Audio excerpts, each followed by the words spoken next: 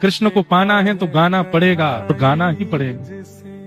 जिसने भी गाया है उसी ने पाया है, और जिसने पाया है गा करके ही पाया है, इसलिए गाना तो पड़ेगा। स्वर की आवश्यकता नहीं, राग की आवश्यकता नहीं, भाव और अनुराग की आवश्यकता। भाव और अनुराग से युक्त होकर के जब व्यक्ति गाता है तो कृष्ण आते। हमारे ठाकुर जी की एक ही कमी है, कान के कच्चे हैं बस।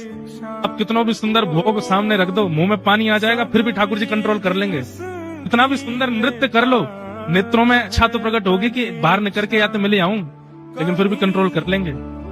कितना भी सुंदर इत्र लगा दो, श्रृंगार कर दो, तो भी ठाकुर जी कंट्रोल कर लेते हैं। लेकिन जब आप गाते हो तब ठाकुर जी से नहीं रुका जाता, वो कान से नहीं रुक पाते।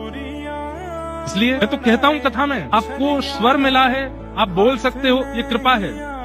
लेकिन अगर आप गा सकते हो ना, ये बहुत बड़ी कृपा, बहुत बड़ी कृपा है ठाकुर जी की। अगर तनिक भी स्वर आपके पास है तो इसका मतलब ठाकुर जी ने पहले ही मोहर लगा के भेजी है कि ये चाह लेगा तो मुझे प्राप्त कर लेगा। पर विशेष रूप से अपने ठाकुर जी का अनुभव करना हो ना, गाओ और क्षमा करना कान पकड़ के। अगर किसी के पास स्वर नहीं है वो चिंता करे हम कैसे गावें, तो बाकी लोग तो भाग जाएंगे आपका स्वर सुन के, ठाकुर जी नहीं भागेंगे, उनको सुना सकते हो आप। और क्या पता गाते गाते काउदना ठाकुर जी ने ठीक कर दिया स्वर, और ऐसा स्वर प्रकट हुआ कि अब सब उस स्वर को सुनते हैं।